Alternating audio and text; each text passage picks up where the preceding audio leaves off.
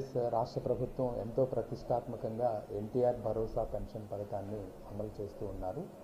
దీనిలో భాగంగా మొట్టమొదటిగా జూలై నెలలో పెంచిన మొత్తాన్ని పెన్షన్దారులందరికీ పంపిణీ చేయడం జరిగింది. అదేవిధంగా ఆగస్టు నెల 1వ తారీఖున 2వ తారీఖున జూలై నెలకు సంబంధించిన పెన్షన్ మొత్తాన్ని ఇంటింటికి వెళ్ళి ప్రభుత్వ అధికారుల ద్వారా పంపిణీ చేసే కార్యక్రమానికి అన్ని ఏర్పాట్లు చేస్తున్నాము.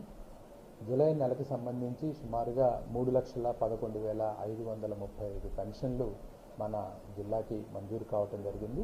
దీనికి సంబంధించి 131,68,00,000 రూపాయల బడ్జెట్ను కూడా కేటాయించడం జరిగింది.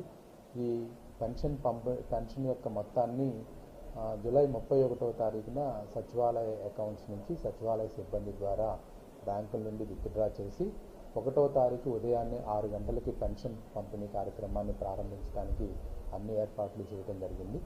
గతంలోలా కాకుండా పెన్షన్ పంపిణీ అనేది కేవలం 2 రోజుల్లో పూర్తి చేయాలనేది ప్రభుత్వం యొక్క ఆదేశం. 1వ తారీఖు 2వ తారీఖున ఈ 100% పెన్షన్దారులందరికీ పెన్షన్ పంపిణీ చేయడానికి అన్ని ఏర్పాట్లు చేశాము.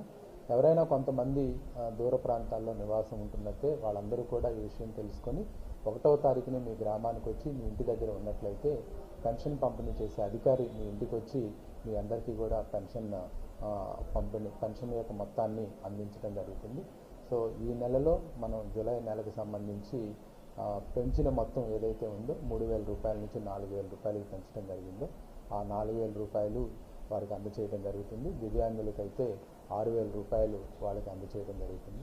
కావున ఈ యొక్క విషయాన్ని పెన్షన్ పొందేటువంటి లబ్ధిదారులందరూ తెలుసుకొని 1వ తారీఖునే మీరందరూ కూడా మీ ఇళ్ల వద్ద అందుబాటులో ఉన్నట్లయితే ప్రభుత్వ అధికారులు వచ్చి మీ అందరికీ కూడా ఈ పెన్షన్ మొత్తాన్ని అందించడం జరుగుతుంది.